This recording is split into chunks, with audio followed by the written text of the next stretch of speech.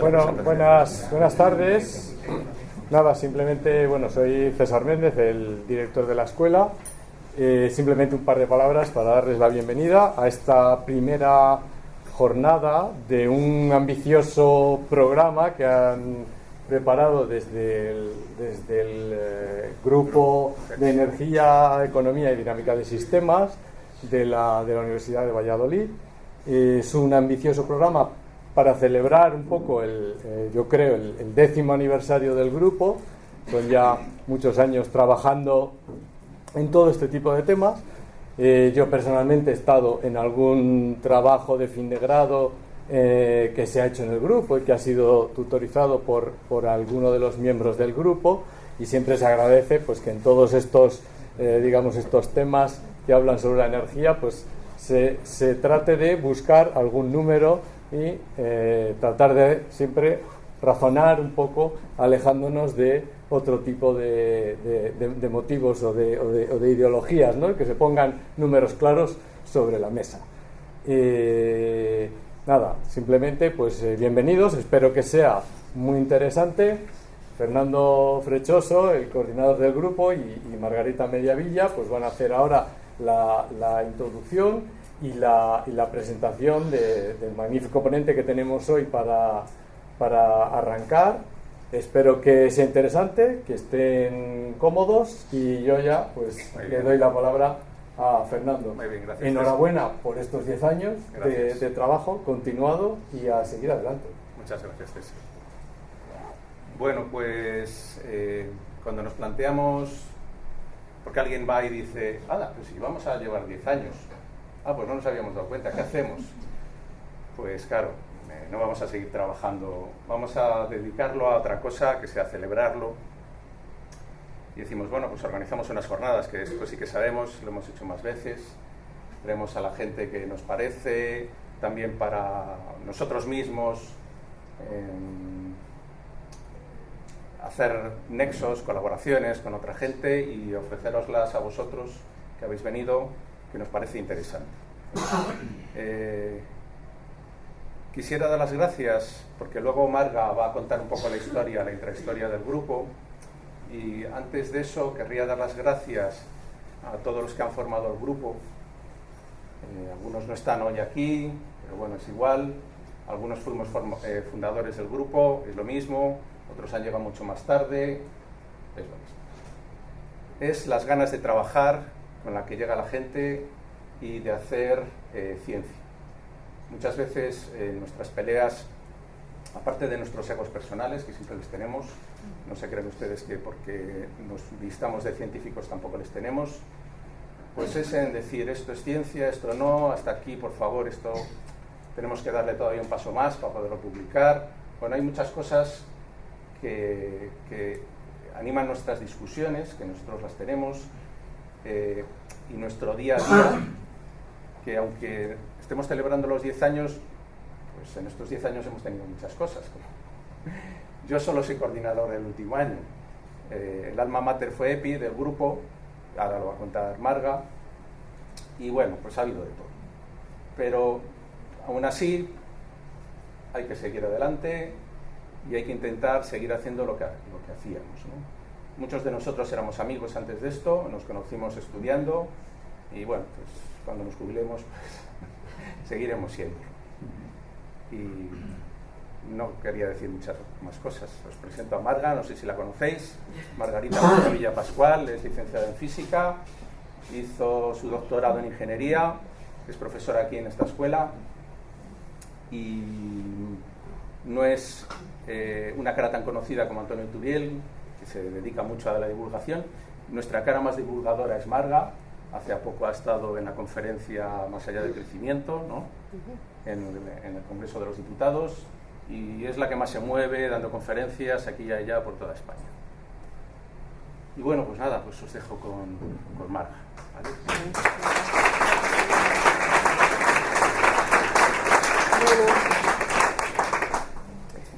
Bueno, pues muchas gracias a todos y todas las que estáis aquí. Es un gusto ver esta sala tan llena y sentirse arropada por la ciudad de Valladolid, que siempre nos ha acogido.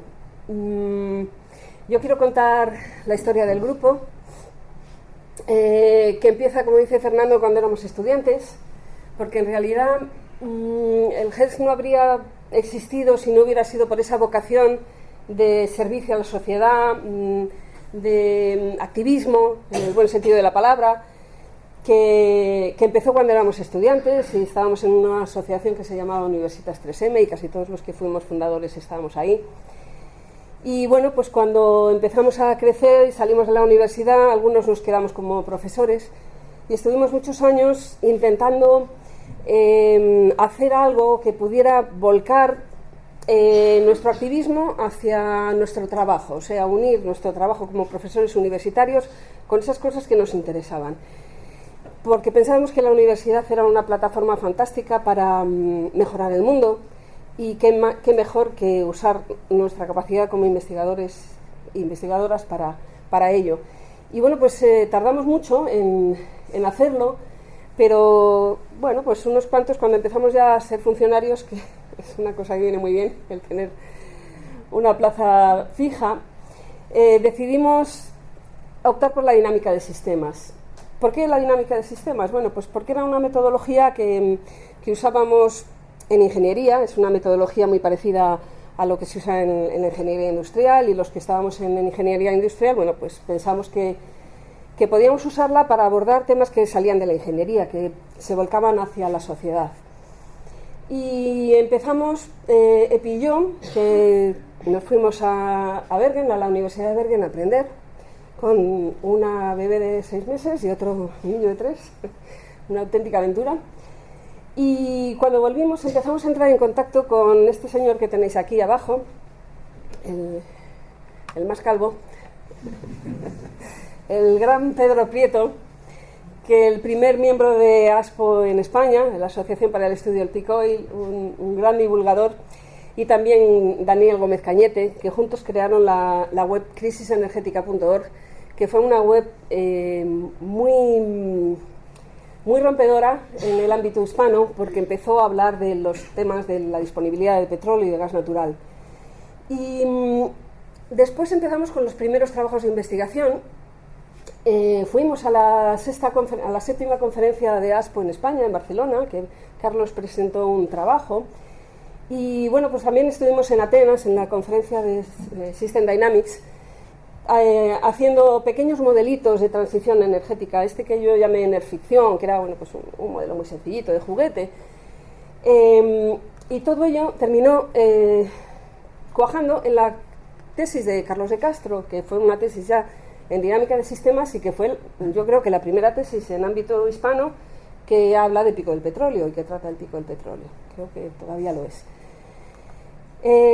Después tuvimos una época en la cual nos volcamos mucho en la divulgación, y el primer curso que hicimos fue el curso de los límites del crecimiento, que lo hicimos en 2011 en la Escuela Técnica Superior de Ingenieros Industriales, la antigua sede de Paseo del Cauce, y a mí me parece que 2011 con este curso fue un poco el inicio del grupo. Nos empezamos a llamar Grupo de Energía y Dinámica de Sistemas, todavía no teníamos el Economía dentro. Y bueno, pues esta jornada fue muy entrañable, con grandes ponentes, ahí como Jordi Preyen, Valero, Richman, bueno, un montón de amigos. Después de esta charla surgió la iniciativa de hacer una exposición sobre los límites del crecimiento, con los contenidos de la charla, que esto la verdad es que fue idea de Entre Pueblos, de Manolo Espinilla, y contamos con la colaboración de José Luis, de Ecologistas en Acción, que nos hizo este diseño gráfico tan estupendo. Es una charla que, bueno, la hemos rentabilizado muchísimo, ha sido traducida a 4 idiomas, catalán, gallego, euskera, perdón, catalán de Alicante y el inglés creo que también. Y bueno, pues fue una iniciativa muy interesante. Tuvimos después otros 4 años con más cursos, en el 2012, 2013, 2014 y 2015, en la Escuela de Ingenierías ahí. Y bueno, después empezamos a hacer nuestros primeros estudios sobre energías renovables, y los primeros fueron sobre los límites de las energías renovables. En concreto, bueno, pues he traído este porque hoy estoy un poco en plan abuela cebolleta y voy a pecar un poco de modesta. Y bueno, pues por ejemplo, Carlos de Castro en el 2011 observó que los molinos eólicos, pues cuando hay varios molinos, unos terminan quitando el viento a los otros, ¿sí? Observó que los potenciales que había en la literatura de capacidad de producción de energía eólica eran muy exagerados porque no cumplían los principios de la termodinámica. Y bueno, pues en aquella época escribimos este artículo que nos criticaron muchísimo, nos llamaron de todo, pero bueno, pues ahora en 2021 se está viendo que esto estaba sucediendo en la realidad, por ejemplo, ¿no? También hablamos de los límites del coche eléctrico, con un artículo muy sencillito que mandamos a la conferencia de Estambul de economía ecológica, y ya empezábamos a ver que el coche eléctrico, bueno, pues no era tan maravilloso, que podía tener problemas de minerales, también de ritmos de implantación. Empezamos a hablar también de los límites de la energía solar, cuando en aquel entonces nadie hablaba de estas cosas, y dijimos que también en la literatura se estaba hablando de límites muy, muy exagerados, y de los límites de los biocombustibles, que también es otra de esas cosas que ahora ya se asume que los biocombustibles en muchos casos no son para nada renovables. Después, bueno, pues seguimos con otros temas, varios, digamos, más individuales, pues por ejemplo, Carlos desarrollando la teoría de la Gaia orgánica, que es, bueno, pues un poquito más colateral, con el tema de economía ecológica, temas de minerales. Y empezamos a hacer los primeros modelos de transición a energías renovables, y ahí apareció el Wolim, que fue nuestro primer modelo, digamos, serio, de transición energética, y ahí empezamos con Íñigo Capellán, que pudimos contratarle con un proyecto que tuvimos de I+D del Ministerio, y empezamos a hablar de las posibilidades de la transición energética. Y claro, aquí surgió una anécdota muy curiosa, porque nosotros veníamos del ámbito de la ingeniería, de las físicas, y hablamos con economistas para ver si cómo podíamos modelar las relaciones energía-economía, y bueno, pues llegamos a la conclusión de que los economistas no entendían que pudiera haber límites, con lo cual al final, bueno, pues hicimos un modelo que simplemente decía, bajo diferentes escenarios de crecimiento económico, hasta qué punto chocamos con los límites. Y sacamos estos resultados del modelo Wolim, que veíamos muy claramente que con la electricidad no teníamos, bueno, pues problemas muy inmediatos, pero con el transporte sí. Y aquí estaría la demanda en negro, la demanda de energía para el transporte, bajo un escenario optimista, otro menos optimista, y aquí estaría la disponibilidad en colores con diferentes fuentes en un futuro, ¿no? Desde 2010, 2050, etcétera. Y bueno, pues ¿cómo ha envejecido estos resultados? Pues yo creo que no han envejecido muy mal, porque el consumo actual es de 116 exajulios, que es un poquitito mayor que el que nosotros predijimos, pero todas las demandas están por encima de lo que nosotros predijimos, o sea que en el fondo pues acertamos bastante bien. Y además llegamos a la conclusión de que lo que más se parecía, lo más viable, era esto que llamábamos escenario 3. Y bueno, el escenario 3, ¿qué es el escenario 3? Pues el escenario 1 era un escenario de optimismo económico, de gran crecimiento económico y mercados libres. El escenario 2, un escenario de crecimiento también importante, pero sostenible, muy verde y muy ecológico. Y el escenario 3 era el de la competición regional, en el que las regiones se centran en la soberanía natural, la identidad regional y las tensiones entre regiones y culturas. ¿Os suena para algo los del escenario 3?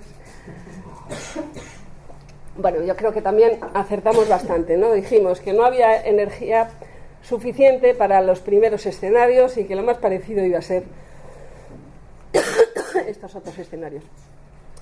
Bueno, después empezamos ya formalmente a ser grupo reconocido por la Universidad de Valladolid y empezamos a entrar en proyectos europeos bastante ambiciosos y bueno, pues mucho más financiados. El primero fue el proyecto MEDEAS, en el cual e intentamos hacer un modelo en el cual ya integrásemos la energía, la economía, el cambio climático, el uso de la tierra y todo, digamos, en un único modelo. Y entramos en la comunidad de lo que se llaman los modelos de evaluación integrada. Y ahí, bueno, pues empezamos a sacar resultados con el proyecto MEDEAS, que empezaban a ver también muy claramente cosas que ya veíamos desde largo, que la transición a energías renovables no es un camino de rosas, que es complicada, y que al final los únicos escenarios que nos dan objetivos de descarbonización importantes son aquellos en los que hablamos de decrecimiento, hablamos de que también la economía se modifique. Después hemos tenido unos años de expansión, donde hemos trabajado en proyectos europeos más ambiciosos. El más ambicioso que hemos llevado ha sido Locomotion, que fue una continuación del modelo MEDEAS, con otro modelo que llamamos William. Y después unos cuantos proyectos, casi todos europeos, con modelos globales, algunos basados en modelos más locales, como Rethink Action, One Planet.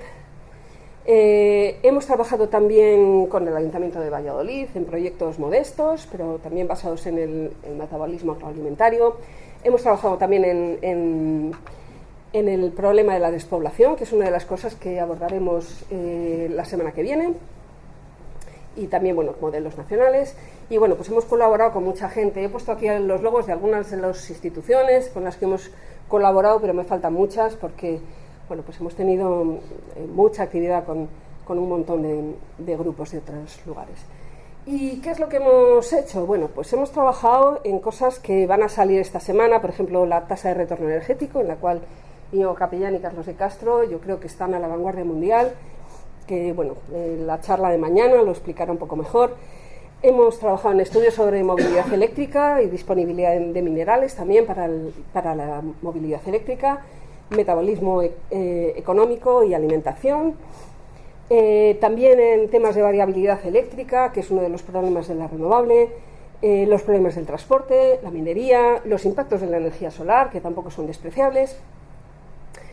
También en soluciones, digamos, que vienen desde la economía, con lo que podemos llamar el postcrecimiento. Y bueno, pues nos enfrentamos al futuro y no sabemos muy bien cuál será, si seguiremos creciendo y expandiéndonos, si colapsaremos o conseguiremos un buen decrecimiento. Pero bueno, tenemos en mente seguir trabajando en cosas como el hidrógeno y la captura de CO2, que es uno de los temas que estamos trabajando ahora mismo. También seguir trabajando en la tasa de retorno energético, o el EROI, ese que tenéis por acá.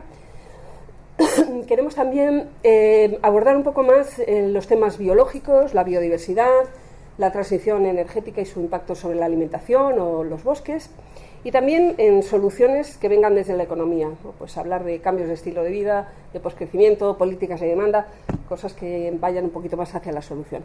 Bueno, seguro que hay muchos temas que me olvido, me perdonáis, mis compañeros, pero eso es un poquito a grandes rasgos lo que tenemos. Y nada más, ya me despido y simplemente agradecer o hacer un reconocimiento a todas las personas que hemos pasado por aquí y no estáis todos, pero bueno, he intentado poner los más importantes y ha sido 10 años de muchísima gente y muchísimas cosas hechas y realizadas que yo creo que está estupendamente bien recordar. Nada más, muchas gracias.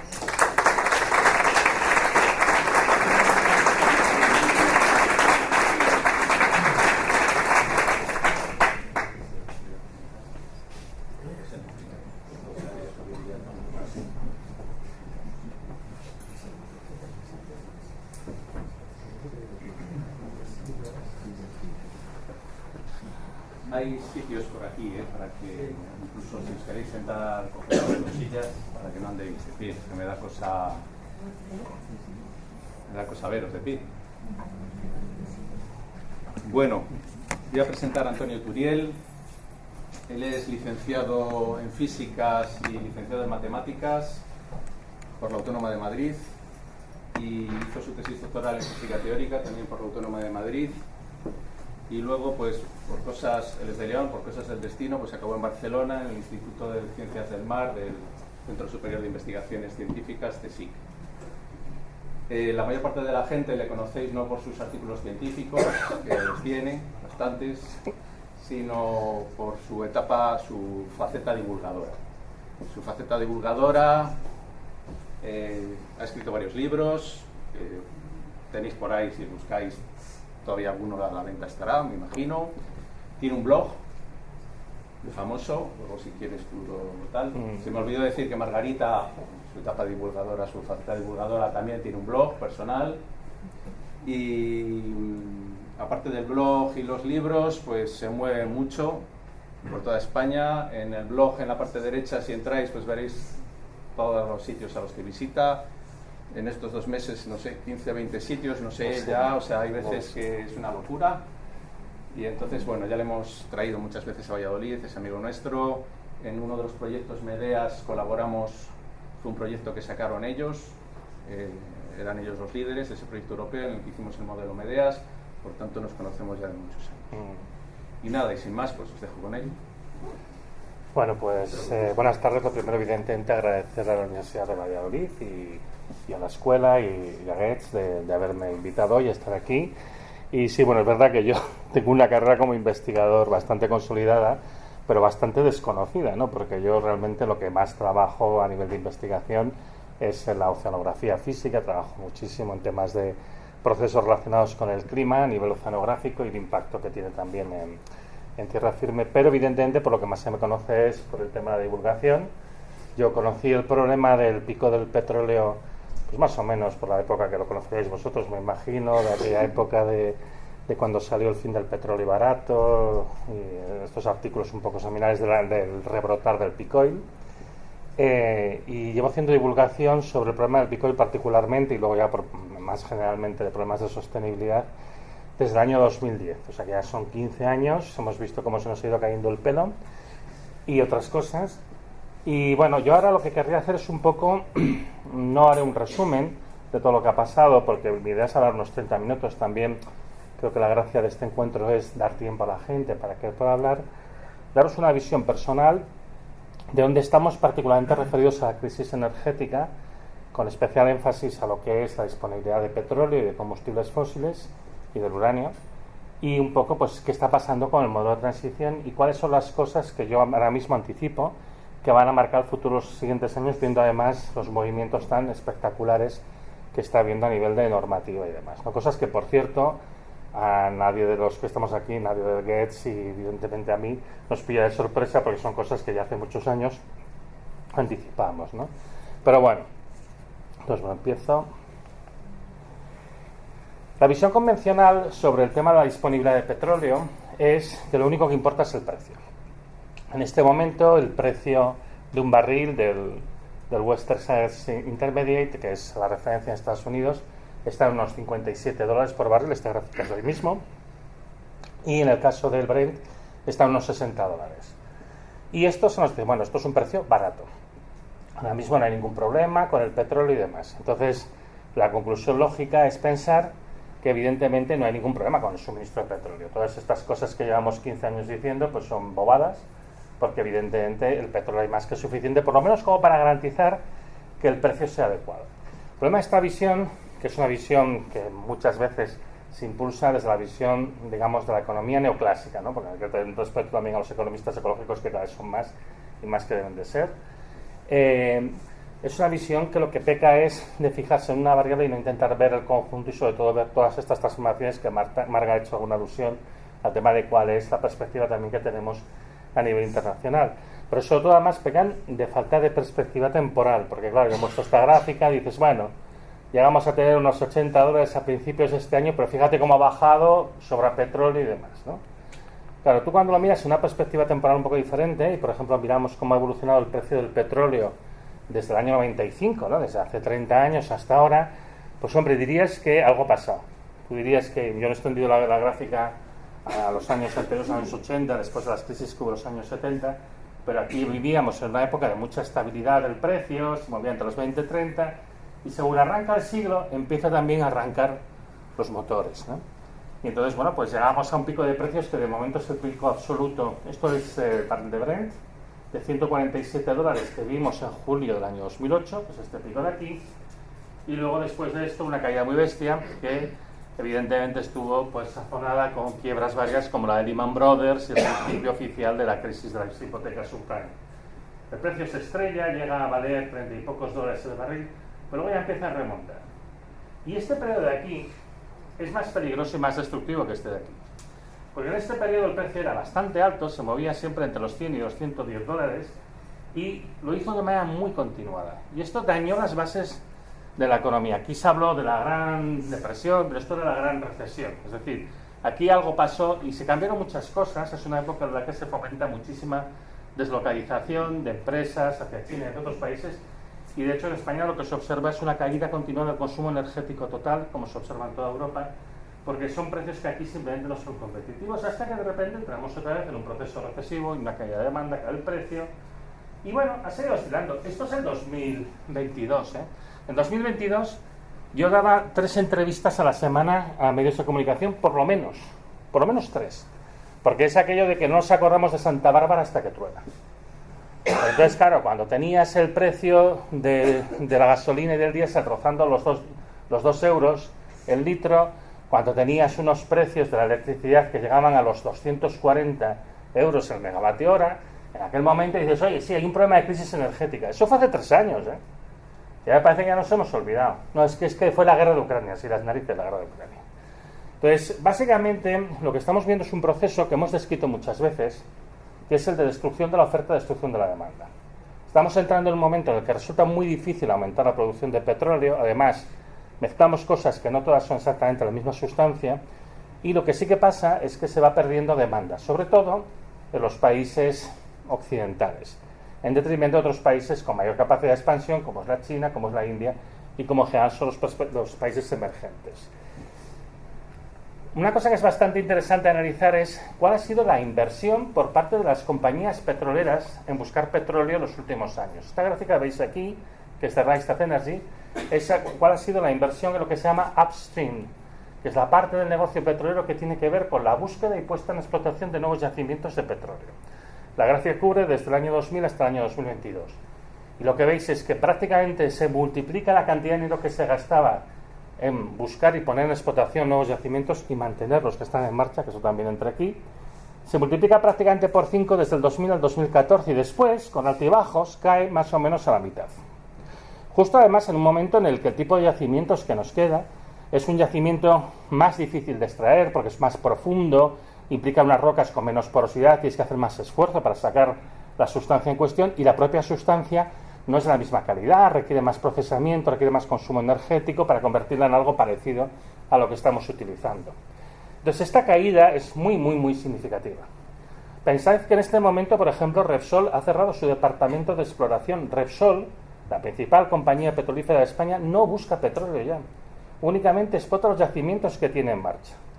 Y Cepsa, ahora se llama Moeve, y salen unos anuncios, la gente abrazándose con los dinosaurios, que es absurdo desde el punto de vista de la cronología geológica, pero da igual. Pero básicamente estamos en lo mismo. O sea, estamos en, bueno, vamos a dejar los combustibles fósiles. Pero no los dejamos porque seamos muy majos y estemos muy concienciados. Los dejamos porque el tipo de yacimientos que se encuentra cada vez es de peor calidad y es más difícil explotarlo de manera rentable. Una cosa que es bastante significativa y que nos dice cómo va a ser nuestro futuro, se puede encontrar esta gráfica, que es de un informe de la Agencia Internacional de la Energía, que por cierto este año ha retrasado su informe anual, por lo que sea, según dicen, porque Trump ha presionado para que se vuelva a poner el escenario de business as usual, el de políticas actuales. Pero bueno, y han sacado este informe que básicamente es sobre el declive de la producción de petróleo y gas. Y de ese informe yo saco esta gráfica que es como muy significativa. Estas barras que veis aquí, y aquí hacen una cosa que a mí no me gusta nada, que son de estas trampitas que tanto le gustan a la Agencia Internacional de Energía. Aquí están mezclando petróleo y gas, convierten el gas en lo que llaman barriles equivalentes a petróleo por contenido de energía. Bueno, es un poco feo y es una manera un poco de disimular la verdad de lo que pasa. Y lo que veis aquí, cada barra representa cuánto era la cantidad de barriles de petróleo y gas que se encontraban anualmente según las décadas en las que hablamos. Entonces, en la década de los 60 se encontraban entre petróleo y gas alrededor de unos 90.000 millones de barriles cada año. Está muy bien, son un montón de barriles, ¿vale? Pero veis que luego ya los 70 ya es menos, de los 80 menos, los 90 menos, los 2000 remontamos un poquito, pero ya el 2010 ya es menos. Y esto es lo que llevamos de esta década. En esta década estamos encontrando de barriles de petróleo y gas combinados con esta estadística creativa, unos 7.000 millones cada año. El 40% de eso es petróleo, con lo cual de petróleo estamos encontrando 3.000 millones de barriles en yacimientos nuevos, que es mucho petróleo, ¿eh? O sea, las petroleras no es que ya hayan abandonado el juego, siguen buscando petróleo, lo siguen encontrando y lo siguen poniendo en explotación. Lo que sucede es que no sabemos si estos 3.000 millones es mucho o es poco. Yo siempre digo que en física nada es grande ni es pequeño, si no es por comparación con otra cosa. Un gramo es nada para mí y mucho para una mosca. Entonces, bueno, claro, 3.000 millones de barriles, cada barril tiene 159 litros, imaginaos, esos son miles de millones de litros de petróleo que se están encontrando cada año. Pero una manera de saber si eso es mucho o poco es compararlo con cuál es el consumo de petróleo cada año. Estamos encontrando 3.000 millones de barriles, sí, pero es que cada año se consumen 36.000, 12 veces más. Con lo cual ahora mismo hay un déficit enorme que además viene siendo importante desde hace ya varias décadas. Hace ya varias décadas que no estamos cubriendo con lo que se encuentra cada año lo que se consume. Vivimos básicamente de estas décadas de aquí, en las que se descubrió mucho. El problema, que muchos de estos yacimientos ya están en fase de declive. El 80% de los yacimientos de petróleo del mundo ya están en fase de declive. Esto está en el mismo informe. Entonces, claro, teniendo eso en cuenta, pues las perspectivas no son excesivamente brillantes, y en el mismo informe la agencia nos dice, mira, si no se invirtiese ni un duro más en petróleo y en gas, la evolución de la producción futura del petróleo y del gas sería esta. Caería a menos de la cuarta parte su producción en 25 años.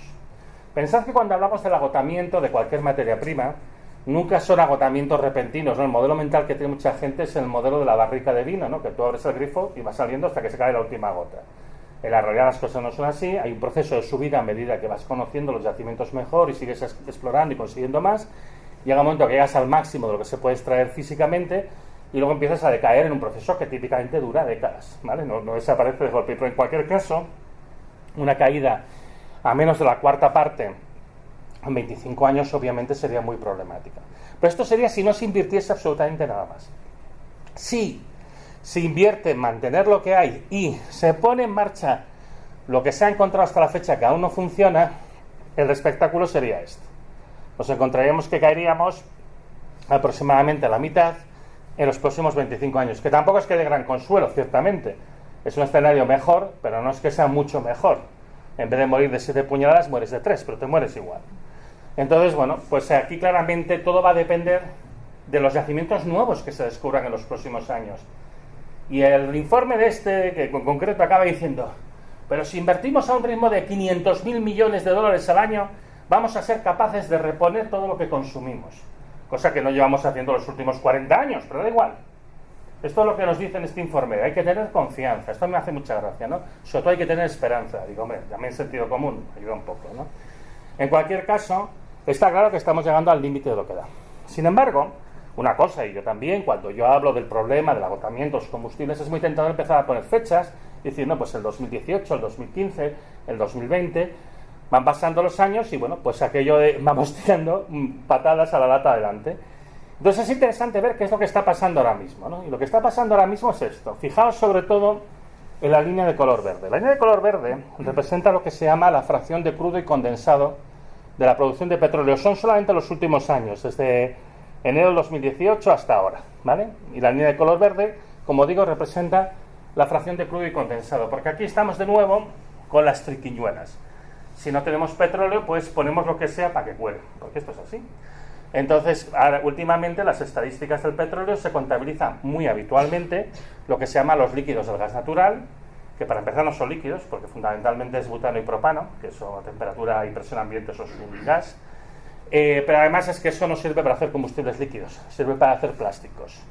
Entonces, si quitas lo que sirve para hacer plásticos, lo que te queda que realmente se puede convertir en una fuente de energía, en un combustible para los vehículos, pues la situación es esta. El máximo histórico de producción fue en noviembre del 18. Luego empezó a caer, remontó un poquito en el 2019, cae cuando la pandemia, evidentemente, cae un montón, luego va remontando el resto del año 20, 21, aquí la guerra de Ucrania, y luego pues, se ha mantenido en una franja de fluctuación que estaba entre un 2 y un 3% por debajo del nivel de noviembre.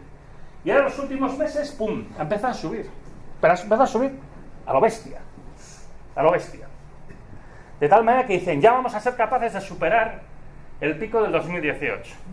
Por fin la economía neoclásica ha conseguido el milagro de crear más petróleo y más pares y más peces, y vamos a ir fantásticamente bien, y la línea roja es lo que prevé el Departamento de Energía de Estados Unidos, que va a pasar los próximos años, que durante bastantes años esta previsión se parecía en nada a lo que estaba pasando, pero ahora parece que por fin lo vamos a conseguir. ¿Final feliz? Bueno, final feliz no. Esto yo es lo que yo denomino el efecto Trump. Trump tiene porque aquí, y esa es una cuestión que nosotros muchas veces, cuando hablamos de modelos, pues no estamos considerando los factores encima del terreno, que se dice above ground, ¿no? Y hay un compromiso político en esta situación de competición regional, porque efectivamente yo creo que ya estamos en una situación de competición regional muy fuerte. Donald Trump necesita dar mensajes positivos. Ahora mismo lo único que mantiene la producción de petróleo del mundo a flote es la extracción de petróleo de fracking de los Estados Unidos. Y Donald Trump, yo creo que lo que quiere llegar a toda costa es a las elecciones de medio término. Y lo que se está haciendo es dar un incentivo enorme a las empresas que hacen fracking para que gasten todo lo que les queda. Esto que veis aquí es la evolución de los pozos que ya están perforados pero que aún no se explotan de fracking. La mayoría de estos pozos se perforan en un momento determinado con un cierto coste y se espera a que el precio del mercado sea bueno para poderlo explotar. Se ha perforado básicamente todos los sitios buenos. Y ahora mismo lo que estamos haciendo es tirar, los últimos 4 años, lo que se ha hecho es tirar de estos pozos para estirar el chicle hasta donde llegue. Y hemos gastado a un ritmo, si os fijáis en la curva roja, que es la zona más productiva, que es el pérmico, se ha gastado a un ritmo básicamente de 1000 pozos cada año. Y ahora mismo quedan 977. Así que el chicle este lo vamos a poder estirar un año más. Es donde estamos ahora mismo. Toda esta idea de, por fin remontamos, estamos tirando de lo despensa, de lo que teníamos ahí en reserva, por si alguna vez hacía falta, pues vamos a tirar para adelante y a ver qué pasa. Pero bueno, sirve para construir un relato de sobra petróleo, no hay ningún problema, cuando en el fondo lo que estamos haciendo, esto sabíamos perfectamente que lo podemos hacer, es ahora subimos más para luego precipitarnos más rápidamente.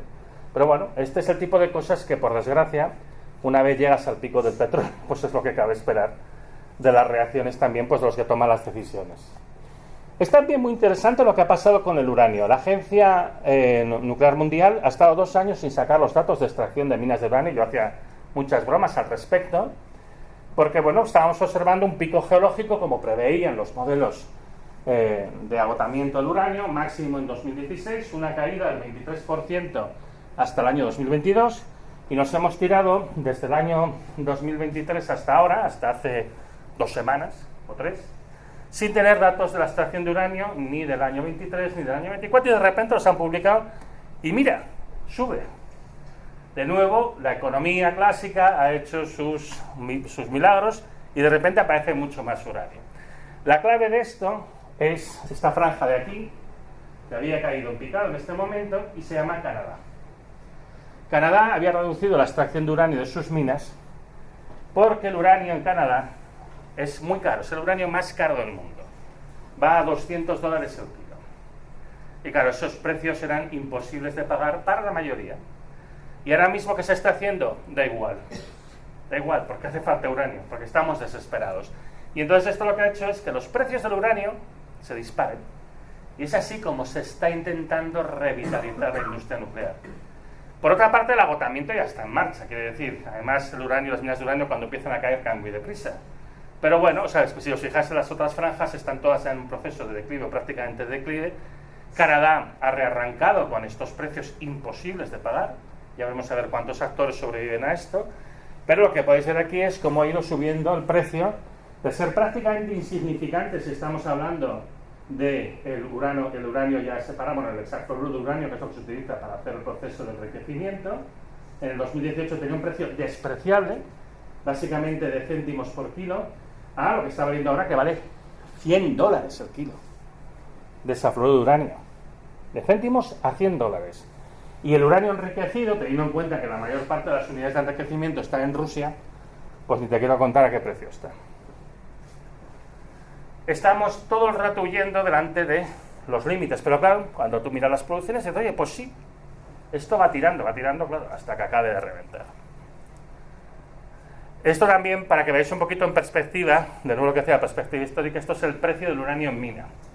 a lo largo de los años, desde los años 90 hasta ahora. Se mantuvo muy estable. A mí me hace mucha gracia cuando hablas con los defensores de la energía nuclear, te dicen el coste del uranio es irrelevante porque es un 1, un 2%, a veces es un 5% del coste total de operación. Digo, bueno, esto era en este periodo de tiempo, ¿eh? Luego ha habido cosas, luego ha habido problemillas. Y ahora estamos aquí. Es decir, las cosas ahora mismo no son precisamente brillantes. Bueno, a mí lo que más me preocupa con diferencia es lo que está pasando con el diésel, sobre todo si vais siguiendo la realidad geopolítica mundial, y de nuevo vuelvo a la idea de la competición regional a la que aludía Marga, lo que está pasando, por ejemplo, en Bolivia, en otros países de América Latina, o incluso en África, en Nigeria. Esto que veis aquí son los datos de la salida de refinerías del mundo de diésel. De todos los combustibles que sacamos del petróleo, el que más cuesta de refinar es el diésel porque requiere unas mezclas muy concretas de hidrocarburos para producir diésel. Y aquí veis cómo ha ido evolucionando a lo largo de los últimos años, iba subiendo rápido hasta el 2005 y aquí cambia un poco de velocidad. Esto es la crisis del 2008, luego se recupera, ya sube más lentamente y del periodo que va del 15 al 17 se mantiene una meseta de entre 26 y 27 millones de barriles diarios. Luego empieza a caer, se desploma con la COVID, le cuesta mucho recuperarse. Este es el pico de diciembre del 23, este es el pico de diciembre del 24 y ahora mismo nos estamos moviendo aproximadamente en un 15% menos de producción de diésel que en el momento máximo. Se nos está acabando el diésel. El diésel es lo que más cuesta de producir. Esto, por cierto, era previsible. Por la misma época que Carlos, Marga y Fernando y demás sacaron aquel artículo presciente sobre los límites de la energía eólica, que la historia se ha cagado de confirmar, y eso que yo también me acuerdo las burradas que les llegaron a decir, porque es lo malo de tener razón, que la gente te insulta.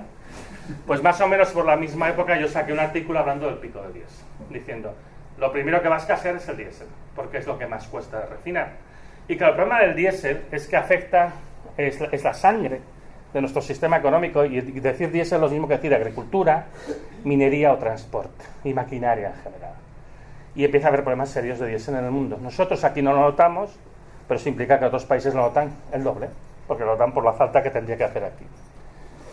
Por tanto, no hay ninguna duda que está claro que tenemos que hacer una transición a un modelo 100% renovable, y aquí el modelo que se ha intentado imponer, el modelo estrella, es el de la renovable eléctrica industrial. Grandes parques, enormes parques de fotovoltaicas y eólicas, para producir electricidad en grandes cantidades, para transportarlo por la red de alta tensión, para llegar a grandes centros de producción y de consumo. Este modelo tiene muchas limitaciones. Está, por ejemplo, el potencial máximo, que aquí, precisamente en el GETS, es una cosa que se ha trabajado mucho. Dependen de materiales escasos, que aquí también se ha trabajado, y también Alicia Valero en Zaragoza. Se instalan utilizando energías fósiles. Esto de nuevo tiene que ver pues, con la tasa de retorno energético, de la que hablarán mañana. Y luego hay una dificultad, que es la que me voy a centrar hoy, que es la de la electrificación.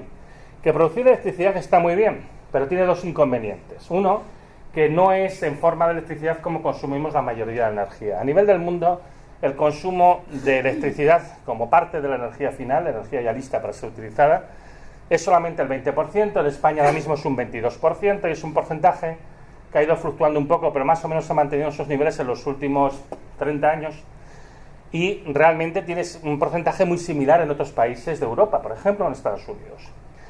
Tienes un 70 y muchos por ciento que no es eléctrico, y una parte de él se sabe que es de difícil o incluso imposible electrificación.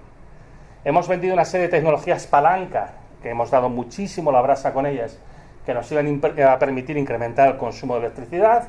Primero fue el coche eléctrico, ahora ya sabemos que el coche eléctrico no es para todo el mundo. Luego fue el hidrógeno verde, ahora sabemos que el hidrógeno verde tiene muchas limitaciones, tiene sus usos, pero no es algo tan generalizable. Ahora de lo que se habla a todas horas es de los centros de datos y de la IA, también de nuevo aquí pues es toda una burbuja. Pero la realidad además es que el consumo de electricidad, cuando lo vas a mirar en España, la Unión Europea, los países de la OCDE en su conjunto, lleva cayendo con altibajos, no es una línea recta, es una línea que oscila, pero hay una tendencia creciente hasta el 2008 y decreciente desde el 2008. Desde hace 17 años. No son noticias frescas, no acaba de comenzar a pasar. En España ahora mismo tenemos 130 gigavatios de potencia instalada para cubrir una demanda media de 26,5 gigavatios, con picos de consumo de hasta 41 gigavatios en invierno y en verano. No hacen falta 130 gigavatios como tenemos instalados para cubrir eso. Tiene que haber cierta redundancia, y sobre todo cuando instalas energía renovable, no tienes fotovoltaica de noche, no tienes eólica si no sobra el viento, etc. Pero con 80 gigavatios todavía lo hemos hecho sin ningún problema. Tenemos 130 ya. España es de los peores países en la ratio de potencia consumida a la potencia instalada del mundo. Y están diciendo que van a poner 30 gigavatios más. Bueno, esto, por cierto, ahora, a día de hoy, es mentira. Esto se acabó. Esto ha sido una gran burbuja especulativa que ahora mismo está reventando y está acabando. Evidentemente, uno de los factores que ha desencadenado esto es el apagón del 28 de abril.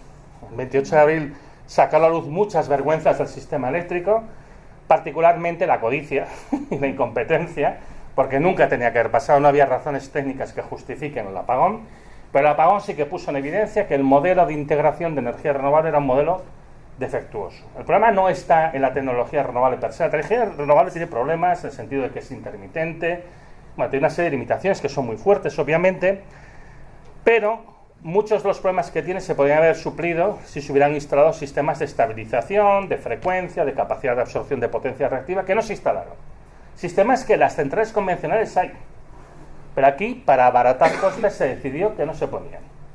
Siguiendo directivas europeas, el problema lo origina el legislador europeo para empezar, luego el legislador español, y luego evidentemente las empresas que se frotan las manos y dicen, mira, lo puedo instalar más barato y adelante. Y eso, bueno, pues mientras tú tengas centrales convencionales que te aporten estabilidad, no hay un problema. El día 28 de abril, ¿qué pasó? Que había un mínimo de sistemas convencionales dando estabilidad. Y por eso, bueno, pues justo cuando era la fotovoltaica la que dominaba con el 53% de toda la producción, esto es fotovoltaica, pues en ese momento se generaban problemas diversos, que esto también daría para hablar muchísimo, yo he hablado mucho también sobre el tema, y al final el sistema se va a la porra. Oh, pero otros días habíamos tenido más energías renovables, sí, claro. Pero esto es como el tío que te dice, es que yo voy por esa carretera de noche sin luces. Y dice, bueno, pero eso no puedes hacer. Pues el otro día pasé y no me pasó nada. Digo, pues repítelo mucho y ya verás qué te pasa. Bueno, pues aquí pasa lo mismo, es decir, no se puede tener tanta energía sin estabilidad conectada al sistema. Esto se junta con muchos otros problemas, de los curtailments, los precios cero, etcétera, y esto es lo que está llevando a que esta burbuja esté acabando. Esto es de principios de año, los fondos de inversión se retiran de esta burbuja. Esto es de 2 semanas antes de que fuera el apagón. Ya había muchos desarrollos de fotovoltaica que se estaban liquidando. Bueno, ahora tenemos la eólica, que encima más, gracias al señor Trump, pues está pasando por momentos muy malos y demás. Tenemos esto que para mí ya es definitivo. Cuando salen los de Iberdrola y Endesa y te dicen que ha pinchado la inversión, que me hace gracia porque yo cuando empieces a pinchar pienso en burbuja. Pero tienen el cuidado de no decir burbuja. Pincha la inversión renovable, no se dan las cuentas. Bueno, ya te están diciendo lo que están haciendo, que se están retirando en masa de este tipo de inversión. Esto se acabó. Esto, o sea, nadie lo va a reconocer. Nadie va a reconocer que lo han acabado. Pero tened presente que el modelo este que ha habido hasta ahora, esto se acabó. Durante los próximos meses vamos a ver un abandono progresivo de proyectos y vamos a disimularlo con proyectos de baterías, con proyectos híbridos, con muchas cosas que vamos a decir, pero esto se acabó. Esto lo que ha sido hasta ahora ya, esto no se va a mantener. Y bueno, pues nada, empiezan a haber cositas raras como esta de cómo accede la energía renovable a la red, bueno, un montón, todas las movidas que hubo la semana pasada. Pero a mí la noticia que más me gusta es esta, que os la voy a dejar puesta en roto la pantalla para que la disfrutéis en plenitud. Porque además en el contexto del lugar donde sucede parece que es una tomadura de pelo de primer orden, ¿no? Pero bueno, pues es esto. Esto es un poco el signo de los tiempos actuales. Es una burbuja, es cierto que fue una burbuja. Eso no quita que necesitamos hacer una transición a las renovables. Necesitamos. Yo no he hablado hoy del cambio climático, también daría para hablar mucho. Os puedo decir que el cambio climático es un problema mucho peor de lo que se describe, pero muchísimo peor, no os podéis ni imaginar. Y es solo uno de los problemas ambientales que tenemos. Necesitamos hacer la transición y necesitamos hacerla rápidamente. Pero este modelo no funciona. Y ahora os voy a decir qué es lo que va a pasar los próximos meses. Ya con esto acabo. Y es que vamos a más burbujas, obviamente.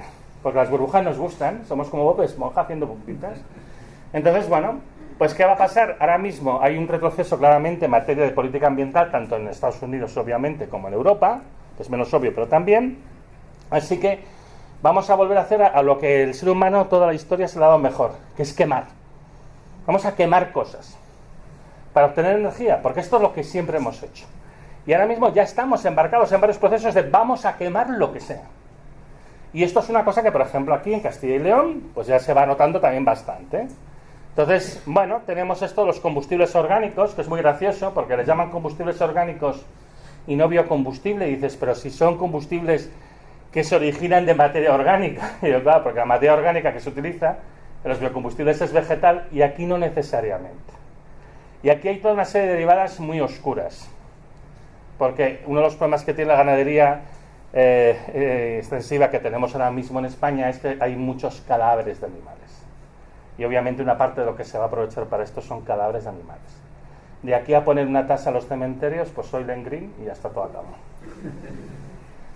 Pero, por ejemplo, yo también, para que veamos un poquito por dónde van los tiros, el consumo de energía de España equivale a unos 2,5 exajulios al año, mientras que la productividad primaria del mundo, la parte de la tierra emergida, lo que es las plantas terrestres, si la escalamos a la superficie de España, daría unos 14 exajulios al año. Es que es tantísima la parte de la energía, de toda la producción, de todas las plantas verdes que tenemos que captar simplemente para cubrir el petróleo. El porcentaje es muy grande, imaginad si quisiéramos cubrir otras fuentes. Esto es imposible, esto no se va a poder escalar jamás, y sin embargo vamos a tirar por aquí seguro. El proceso de Fischer-Tropsch es un proceso muy poco eficiente, permite convertir combustibles fósiles no líquidos y biomasa en combustibles líquidos. Es un proceso poco eficiente, muy contaminante y requiere grandes cantidades de agua. Esto ahora mismo en China se está utilizando para producir 2 millones de barriles diarios de una sustancia equivalente a petróleo, usando carbón, que ellos tienen mucho. Contaminando un montón, pero da igual, esto se está haciendo. Ahora mismo en España lo que es la gran burbuja, que esto está asaltando todas las comunidades autónomas, es el biogás, que la idea es vamos a aprovechar todos los restos de materia orgánica y los purines te dicen que es una idiotez, porque los purines son mayoritariamente agua, el rendimiento es muy bajo, pero bueno, obviamente no renovable, se supone que se evita las emisiones de metano directas a la atmósfera, que es un gas de efecto invernadero importante.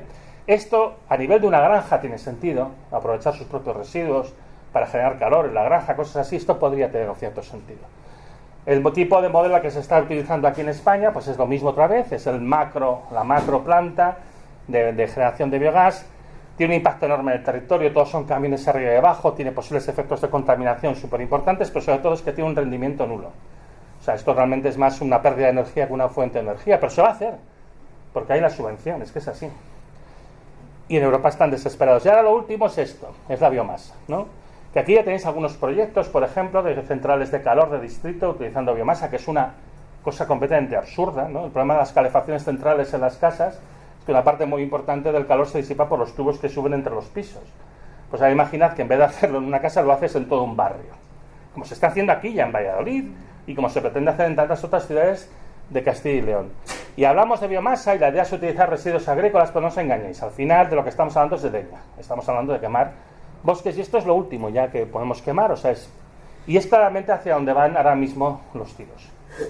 Y esta es la gran amenaza que hay en todos los aspectos, a nivel social, a nivel ecológico, pero sobre todo además a nivel de rentabilidad. Esto no es sostenible, esto no se va a poder mantener, aquí no vamos a ganar energía, la vamos a perder, y esto básicamente se va a financiar a base de quitarle otras cosas a la sociedad para apuntalar pues este último desesperado intento de tirar adelante. Acabo haciendo un comentario, ya lo ha comentado un poco Marga antes. Esto lo que nos recuerda es la importancia de hacer una buena modelización, no solo de la componente que nos fijamos más, la gente como yo, que venimos del ámbito de las ciencias físicas, bueno, como Marga, como Carlos, o como Fernando, sino que es muy importante modelizar también la parte social, la parte económica y entender los procesos que tienen lugar para hacer una mejor descripción de hacia dónde estamos yendo y todas las cosas que pueden llegar a pasar, aunque a veces nuestra imaginación no llega a ser tan calenturienta como las cosas que acaban pasando en la realidad, ¿no? Y en ese sentido, bueno, pues tenemos unos lazos muy profundos desde hace muchos años, mucho antes ya de estos proyectos, del proyecto Medeas en el que estuvimos juntos, Locomotion, que también siguió colaborando el Instituto de Ciencias del Mar con la Universidad de Valladolid. Ya de antes hemos tenido intereses comunes, hemos conocido muchos foros, y bueno, nuestro objetivo, y yo en eso también hago un exhorto, sobre todo, bueno, a Marga no hace falta porque Marga efectivamente es una gran divulgadora, pero también a los demás, que es muy importante estar en la calle, es muy importante divulgar, y más en los momentos que tenemos y más con las complicaciones sociales que tendremos en un escenario de mayor competición regional. Marga está haciendo su parte, esto yo quiero dejarlo muy claro. En conclusión, posiblemente lo que más nos hemos equivocado haciendo una revisión crítica de las cosas que hemos dicho, de cómo han ido sucediendo las cosas a lo largo de los años, es en creer que hacía falta más información. A mí me es igual, si el pico del petróleo efectivo está el año, ya sé que el pico del petróleo convencional fue el año 2005, hace 20 años, que se dice pronto, Posiblemente, contándolo no convencional, el crudo y condensado fue el 2018, a lo mejor acaba siendo este año. Esto da igual, no cambia el rumbo de la sociedad, no cambia el problema de fondo, no cambia el problema de escasez que tenemos en este momento y no cambia el problema de competición y las tensiones geopolíticas que tenemos en este momento, porque además lo que va a pasar en los próximos años al final es que entramos en un proceso de declive que se va a ir agravando sin duda alguna. La componente de lo que pasa fuera del sistema energético, pero que tiene que ver con la componente social, es importantísima. Y aquí también, de nuevo, yo creo que es clave involucrar a la gente de las ciencias sociales para que nos den una visión complementaria y una mejor comprensión de los escenarios de futuro. Y también gente que a veces no son la que más pensamos, de los que estamos metidos en las ciencias puras, pero que nos pueden ayudar a comunicar mejor, como la gente, por ejemplo, del ámbito de las artes o de la filosofía. Yo creo que con los datos que ya teníamos hace 15 años, y no te digo ya con los que tenemos ahora, hay suficiente como para saber que es necesario un cambio radical del rumbo de esta sociedad. Y aquí solo he hablado de energías. Si os hablo de medio ambiente ya, pues apaga y vámonos. Se necesita buena ciencia y buenos datos, esto no hay ninguna duda. Nosotros tenemos que seguir haciendo el trabajo que hemos hecho fielmente durante todos estos años. Pero además se necesita actuar más y mejor sobre los resortes sociales, porque no va a servir de nada que sigamos documentando el desastre si no reaccionamos delante de él. Y es importantísimo evitar los peores escenarios que podemos desencadenar en esta búsqueda incesante de un Shangri-La energético que no existe. Hacer pedagogía, que es el tipo de cosa que estamos haciendo hoy aquí, es algo que es absolutamente necesario y es un primer paso, pero hacen falta muchas otras cosas, que llevamos mucho tiempo reclamando. Para empezar, un debate público serio. Cada vez que se plantea una alternativa energética, discutir hasta qué punto es buena, no es buena, pero con datos, no con emociones. Tiene que haber participación de la ciudadanía y tiene que haber una respuesta por parte de las instituciones. No puede ser que nosotros hacemos un trabajo continuo de explicar estas cosas y la toma de decisiones políticas es completamente ajena al conocimiento que se está generando en España, que es completamente contradictoria con las cosas que, por ejemplo, se recogen en el Plan Nacional Integrado de Energía y Clima. Al final, claro, hay una cosa que es evidente y es que el capitalismo, tanto el económico como el cultural, se opone de una manera muy activa y combate todos estos debates. A mí hace poco me han dedicado un vídeo básicamente cagándose en el decrecimiento y ya de paso en mí. Bastante cuñado el vídeo en cuestión, pero bueno, no voy a hacer ningún comentario sobre esto.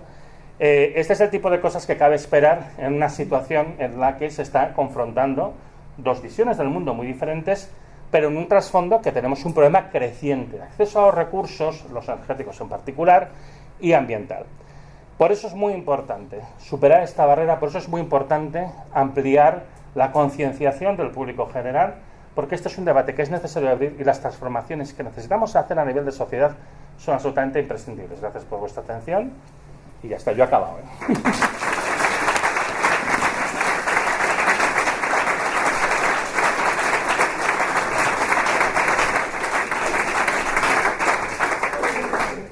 Bueno, muchas gracias, Antonio. Ahora vamos a empezar el debate. Vamos a colocar aquí una mesa. Bueno, sí, vamos a colocar aquí la mesa y nos ponemos los tres. Fernando. Y que son las mesas, ¿no? Las sillas. Sí, unas sillas.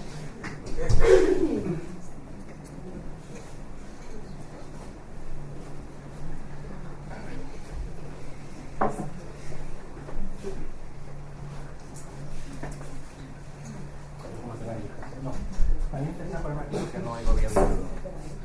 Creo que más de esto bien. Bueno, tenemos más o menos hasta las 8:05 y 10, porque la escuela se cierra a las 8:30 y los conserjes nos vienen a echar aquí si nos atrasamos mucho. Bueno, preguntas. No sé si... Está todo muy claro. Una pregunta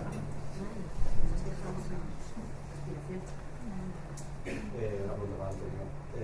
En un escenario de crecimiento, ¿qué papel crees que jugaría el medio rural? El medio rural. Bueno, hay varias cuestiones que yo creo que hay que dejar primero claro, porque hay un poco también de confusión terminológica que es normal.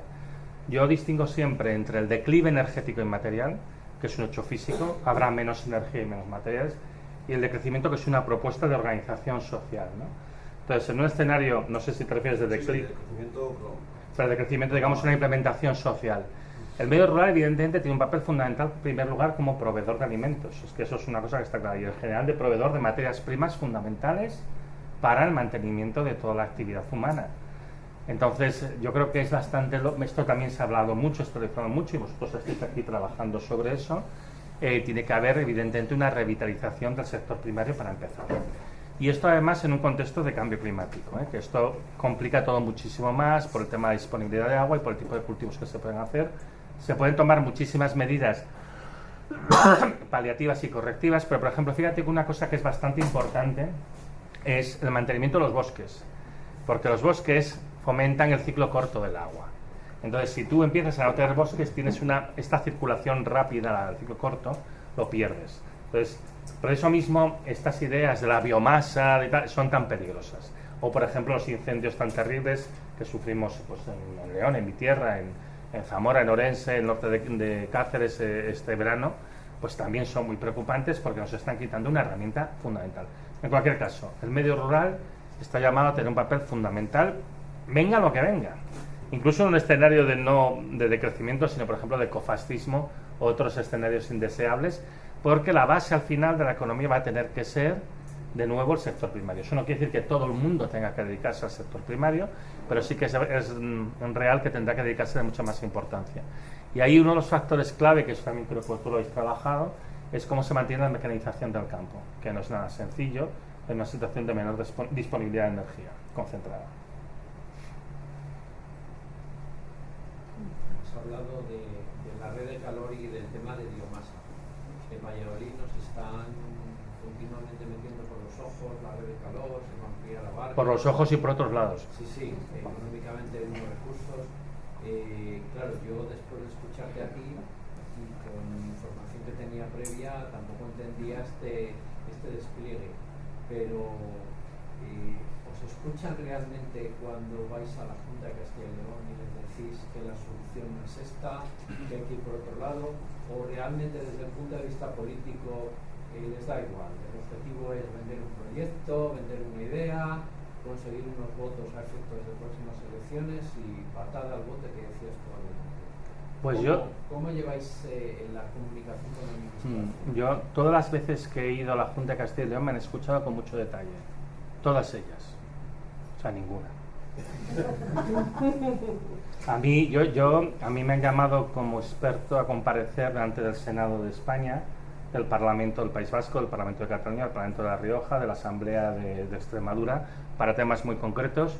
Habrán escuchado lo que habrán querido escuchar, pero concretamente en Castilla y León, que es mi tierra, no me han llamado jamás, ni creo que tenga el más mínimo interés. Pero, por ejemplo, ellos, el tema de la biomasa ya lo trabajaron hace muchos años, es que ni siquiera es una cosa reciente, y todo el tema del rendimiento de la biomasa, simplemente por esta comparación entre la productividad primaria posible terrestre comparado con las necesidades energéticas, incluso pensando en sistemas de altísimo aprovechamiento, los números nunca dan ni por asomo.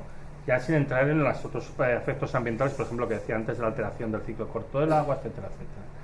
La respuesta de las instituciones hasta ahora, yo creo que ha sido tenue, por ser moderados, ¿no? Pero bueno, Marga ha estado en la jornada de Más allá del crecimiento del Congreso de los Diputados hace un par de semanas, que para mí es algo que es importante y significativo. Pensemos que esta ha sido una jornada satélite, como ha habido en otros países de Europa, de una que se hizo en el Parlamento Europeo en mayo del año 2023, que vinieron 1.600 personas al Parlamento Europeo del 2023, y que el discurso de apertura lo hizo la propia Ursula von der Leyen, ¿no? Entonces, creo que hay que romper ciertas brechas, ciertas barreras, pero para poder llegar y que el poder público, digamos, haga más caso al poder científico, al conocimiento científico, yo creo que es muy importante la implicación de la ciudadanía. La ciudadanía lo tiene que solicitar. A veces a mí me dicen, tú siendo un científico, tú tendrás acceso. Y digo, yo lo único que tengo acceso es al portal de mi casa. O sea, la gente tiene tendencia a pensar que los científicos tienen una capacidad de llegada mucho mayor de la que realmente tienen.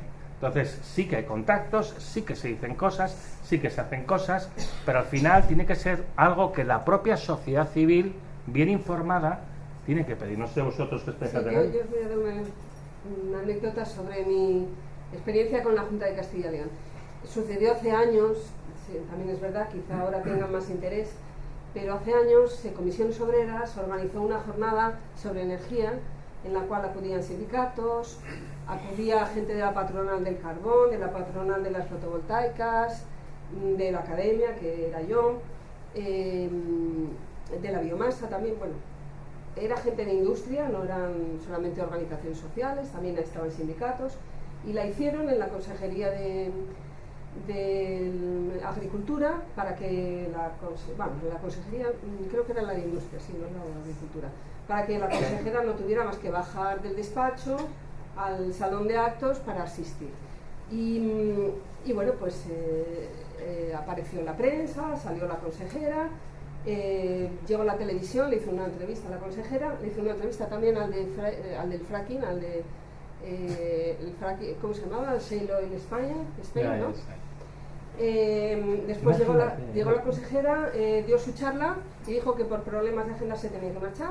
Después llegó el número 2 de la consejera, un técnico, también hizo una charla muy bonita, pero después se marchó y nos quedamos los demás hablando solos. Y luego salió en la televisión las declaraciones de la consejera y lo que decía era básicamente que el fracking era estupendo, que iba a ser el progreso para Castilla y León, y eso fue la conclusión de las jornadas de cara a la prensa. Y luego, bueno, pues a los pocos meses Shale Oil España se marchó de España, ¿no? Sí. Cerró página web y clausuró porque se arruinó. Entonces, bueno, pues esa es la situación. O sea, yo no sé, la consejera le contó el día de Shale Oil el discurso, ella lo repitió y todos los que estábamos ahí, que habíamos estado años trabajando sobre el tema, que éramos gente que estábamos implicada en ello, gente de la industria, bueno, pues nos quedamos hablando solos. O sea, esa yo creo que es la situación en Castilla y León. Me parece que es la situación en muchos ámbitos. Yo creo que la clave es la participación ciudadana. Es si la ciudadanía no exige que haya más información y mejor información. Yo os puedo hacer una pregunta. ¿Vosotros habéis participado en la revisión del PNIEC? No. El Plan Nacional. El Plan Nacional Integrado de Energía y Clima, que es el documento rector en lo que se refiere a política energética en el Estado español. Y pues se aprobó en el año 20, si no recuerdo mal. Se ha revisado ahora hace un año. Y yo no presenté alegaciones, vosotros tampoco. ¿Y por qué no las presentasteis vosotros? Porque no había por dónde cogerlo. Ya os lo digo yo.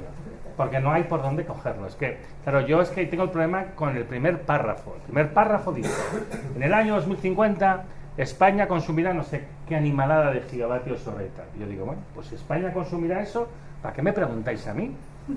Claro. Entonces, es que es una enmienda a la totalidad. Es que todo el planteamiento que se hace allí es completamente absurdo. Una cosa que para mí es vergonzosa del PNIEC es que hace una previsión del aumento del consumo de energía eléctrica en España, completamente desmentido por los datos, hasta el punto de que ahora mismo creo que el gap es como de un 40%, es bastante grande ahora mismo la distancia que hay entre lo previsto y lo real. ¿Tú crees que a alguien se le ocurre decir, oye, esto habría que hacer una auditoría, o quizá nos hemos equivocado un poco, vamos a yo qué sé, ¿no? El otro día, cuando se reunió la ministra en Ponferrada por lo del Plan Nacional, ¿os llamaron a vosotros? A mí tampoco, a mí yo sí. Pues eso, por eso todo dicho. Los políticos no quieren malas noticias, no quieren realidades crudas, quieren, bueno, pues que les digan que todo va a ir muy bien. Ya está. Quieren que seamos positivos. Yo digo, bueno, sí, sé positivamente que vamos a morir todos, ya está. Eso. Va, más preguntas, venga. Sí. Parte del contenido de tu charla se ha centrado más o menos en Occidente. Sin embargo, sí, es verdad que en China o en otros países asiáticos la instalación de renovables sigue bastante fuerte y bastante grande. ¿Consideras que eso puede ser un factor relevante de cara al futuro? Porque hoy en día se habla de China como el primer electroestado global, incluso, etc. Bueno, yo digo... Esto sí, lo que pone en Chataca, ¿no? Sí, está Chataca, esto es Chataca 100%. Bueno, no sé, Chataca, no sé cómo decís. Bueno, no, esto es una gilipollez. O sea, seamos claros y francos. China ha hecho una gran apuesta por las renovables y ha habido momentos en los que más de la mitad de la nueva potencia instalada y más de la mitad de la inversión mundial se está haciendo en China. China en el año 2016 tuvo un parón súper fuerte porque están teniendo el mismo problema que tenemos aquí de integración de la energía renovable en la red. Entonces ellos lo han mantenido un poco en el congelador unos años y ahora lo están revitalizando, pero no es el modelo que se está diciendo, porque si te fijas en China se siguen instalando centrales que funcionan con carbón. Y cuando tú ves que China está aplicando el desastrosamente energética proceso de Fischer-Tropsch para producir 2 millones de barriles diarios de petróleo, eso te está indicando, a partir de carbón, eso te está indicando que China de electroestado no tiene absolutamente nada. China, de hecho, es un estado que sigue siendo muy carbonífero, no recuerdo el porcentaje, pero creo que todavía el 55% así de toda su energía primaria, de toda ella, es carbón. Entonces, decir que China es un electroestado es una manera de... Hombre, si me estás diciendo porque una parte de su electricidad tiene este carbón, pues digo, vale, pues es que yo así también, no te fastidia. Además es que en todo caso es muy difícil convertir todos los usos que tienen que ver con el transporte a electrificación. Eso no quiere decir que China no haya hecho cosas que están muy bien.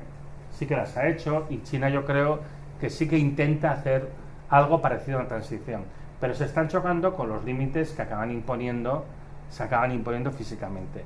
Hay un problema muy gordo con el tema de la implantación de energías renovables en una red eléctrica de alta tensión, y es que tienes que hacer una inversión enorme en sistemas de estabilización, preferentemente baterías, lo cual es económicamente ruinoso, por además la enorme cantidad de materias que requiere, que seguramente no los hay, y eso al final te acaba condicionando lo que tú puedes integrar.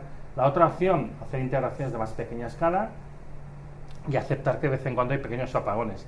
Es muy complicado, ¿eh? Entonces por eso te digo que yo creo que hay mucha fanfarria y bastante poco. Cuando tú revisas los datos, esto no es como se dice, ni mucho menos, ¿eh? También te dicen que la isla del Hierro ya no depende de los combustibles fósiles porque genera a veces el 100% de su energía con la eólica, y en algunos momentos genera el 100% de su energía eléctrica, pero los alimentos siguen llegando en barco, que no funciona con electricidad precisamente, ¿eh?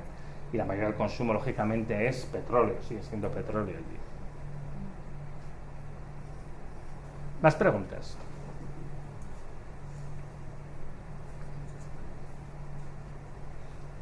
Si no, puedo hacer una yo. No, pero tira. ¿Cómo ves el mundo 2050? Yo espero estar muerto. Hombre, tendría 80 años, no creo que llegue a los 80 yo, con la vida, como la mala vida que me doy. Bueno, no, me gustaría estar vivo, tengo que decirlo, porque me gustaría conocer a mis nietos y creo que van a tardar un poco en llegar. Entonces... Yo te hago esta pregunta porque yo tengo 33 años y la mayoría de compañeros del instituto están teniendo hijos ahora. Sí, claro. Curiosamente, la mayoría de compañeros de derechas, que son la mayoría bastante negacionistas del cambio climático. Y yo llevo muchos años con amistades, intentando convencerles o conmoverles, y es verdad que los datos no les conmueven. Y yo el escenario que pronostico para 2050, pues para sus hijos, no para mí, no serán, va a ser bastante más escasez de la que tenemos ahora. Entonces, me gustaría saber. Vale, voy a coger tu pregunta y la voy a deconstruir. Porque tú me has preguntado cómo veo yo el mundo en el 2050. Yo sinceramente no lo sé, porque yo creo que hay muchos factores. A ver, evidentemente tenemos muy malas cartas, pero al final todo va a depender de la reacción de la sociedad civil, y yo tengo cierta confianza en que pueda haber movimientos que realmente nos lleven a la dirección correcta. Pero esto va a depender muchísimo del trabajo de pedagogía que estamos haciendo. Pero tu pregunta realmente no era esta. Tu pregunta es, ¿cómo hago para convencer a mis compañeros, algunos de los cuales me caen bien, de que se están equivocando miserablemente cuando, por más datos que les dé, son refractarios a los datos? Y entonces, sobre eso, dos cosas. Una, mira, en el tema del negacionismo climático, y esto lo comento muchas veces, hay dos tipos de negacionistas. Los que están a sueldo, hay gente que está pagada para hacer eso y que utilizan siempre los mismos elementos prefabricados en la discusión y demás, ¿vale? Con esto no hay nada que hacer porque están haciendo un trabajo, no más, y de ahí además se les reconoce porque practican el efecto sanguijuela, que es cuando los tienes acorralado, corren al siguiente tema, les acorralas al siguiente y corren al siguiente y luego vuelven al primero, como si no se hubiera discutido. No es un debate intelectualmente honesto, porque si ya has refutado el primero, que haces volviendo a él. Ellos no quieren en ningún caso, y más en redes sociales, aprender algo, entender algo o llegar a un convencimiento de algo. Lo que pretenden es crear duda y confusión, que es lo que se basa esto. Esto es muy conocido. Hay un libro que se llama Mercaderes de la Duda, Merchants of Doubt, que lo explica muy bien. Fear, Uncertainty, Doubt. Miedo, incertidumbre, duda, ¿vale? Con los profesionales nada que hacer, pero tus compañeros no son profesionales. Tus compañeros lo que tienen es un negacionismo emocional. tú estás poniendo en duda su cosmovisión y ellos reaccionan visceralmente, y además, en muchos casos es porque las implicaciones que tiene aceptar lo que tú le estás diciendo son excesivamente duras para su vida, e incluso a lo mejor pueden estar siendo perjudicados por ciertas medidas que a veces se toman con buenas intenciones, con algunas opciones más o menos progresistas, pero que son muy regresivas. Por ejemplo, la zona de bajas emisiones es un buen ejemplo. El que puede entrar en la ciudad es el pijo que tiene un sub que puede estar contaminando de muchas maneras diferentes, pero como es seco. Y el pobre tío que va con su cafeterita, que viene de 20 kilómetros, que a lo mejor realmente contamina mucho menos, ese no puede entrar. Y encima tiene que aguantar que el otro, en lo alto de su tanque, le mira por encima del hombro, baja la ventana y dice: es que no tienes conciencia ecológica. Y otro dice: lo que no tengo es dinero, desgraciado. Bueno, en cualquier caso, cuando alguien te está dando una respuesta emocional, lo que es absurdo es que le des argumentos racionales, porque lo que va a hacer es que él se va a reatrincherar en sus argumentos, y básicamente es que no quiere aceptarte, y porque tú en el fondo no estás entendiendo su problema, no estás entendiendo su dolor. Con lo cual, con esta gente, lo que tienes que hacer es: te pones a su lado, le coges así y le dices: ¿en casa bien? ¿Vamos a tomarnos una cerveza? Y entonces hablas y vas dejando que fluya, y con un poco de suerte que salga el push, ¿vale? Es mucho, y además estás hablando de gente que son muy próxima a ti. Evidentemente esto no es sencillo, pero es muchísimo más eficaz. No sirve de nada dar más argumentos cuando la respuesta de la persona es emocional. Otro sí. Trabajas en un instituto, ¿no? Bueno, más o menos. Yo estoy disponible, ¿eh? Yo voy dando charlas por los institutos porque creo que es algo importante. Y esta gente, yo estoy convencido que también. Pero bueno, yo tengo un charme especial para hacer estas cosas, ¿no? Entonces, pero por ejemplo, algo que se puede plantear, que yo lo hago mucho, pero lo hago pues por vocación de servicio y porque creo que es importante. Hay que ir a los institutos, hay que hablar con la gente, hay que explicar las cosas, hay que discutirlas. Si tú intentas razonar con ellos, tú no tienes todos los argumentos y te vas a ver un poco desbordado. Nosotros, que ya llevamos unas cuantas horas de vuelo en esta guerra, seguramente podemos abordarlo un poquito mejor y puede servir un poco pues para compartir estas seguridades que a lo mejor no lo son tanto, ¿no? Yo, por ejemplo, estoy ya cansado de desmentir el argumento es que los gases de efecto invernadero solo representan el 0,0, perdón, el CO2 solo representa el 0,04% de los gases que hay en la atmósfera, y además ni siquiera es el principal gas de efecto invernadero, todo este tipo de cosas. Hasta el último libro lo discuto con un poquito de detalle, pues es un argumento tan recurrente y tan absurdo, pero bueno, pues eso, yo creo que la manera de hacerlo es pedagogía, paciencia, cariño, el amor es muy importante, y luego pues nada, si es necesario, pues hay algunas personas del mundo académico muy válidas que pueden venir a hablar del tema. Luego te paso contacto. Bueno, si es aquí cerquita, nos ofrecemos a echaros una mano. Más. Venga, la última pregunta, yo creo ya. Vale, primero muchas gracias por la charla. No os veo desde aquí. Yo sí, tranquilo. Pero mi pregunta va a vosotros tres y a más gente que esté aquí, si queréis pues contestarme, genial. Es simple y directa. Yo en mi cabeza creo que tengo la respuesta, pero quiero oír vosotras. ¿Hay alternativa dentro del sistema capitalista a los problemas planteados? No. Pero es que esto, pero fíjate una cosa, podríamos extendernos muchísimo, pero ya no es que lo digamos cualquiera de las personas que estamos aquí, lo dice en su informe de enero del año 2021 la Agencia Europea del Medio Ambiente, la informe que se llama Crecimiento sin crecimiento económico. Dice: no es posible la preservación ambiental en un sistema orientado al crecimiento, hace falta un sistema esté en estado estacionario o en decrecimiento. Y lo dice el informe del grupo 3 del IPCC, el grupo de mitigación. La gente solo se lee el resumen porque el informe tiene 1000 páginas, y pues, Carlos lo habrá leído seguramente, pero bueno, 1800, no sé cuántas tiene. Y allí se cita varias veces a economistas que hablan de decrecimiento, ¿no? Se citan allí, ¿no? ¿Para qué, por ejemplo? Y evidentemente está diciendo que el decrecimiento puede ser una herramienta adecuada para gestionar el problema del cambio climático. Entonces, esto es algo que yo creo que en el mundo científico académico empieza a estar bastante claro. No hay una salida dentro del capitalismo, porque el capitalismo es un sistema inflacionario, por definición necesita el crecimiento. Hay que hacer evolucionar el capitalismo hacia otra cosa. En el momento que no necesita el crecimiento, pues ya lo haríamos. Pero lo que nos mata es el crecimiento. Muy bien. Bueno, pues muchísimas gracias a todos los asistentes y Antonio por venir hasta aquí, y a quienes habéis organizado esto. Y nos vemos mañana con Cristina Madrid. Cristina Madrid y Íñigo Capellán, que van a hablar de límites energéticos, un tema súper interesante que os animamos a que vengáis también a escuchar. Pues,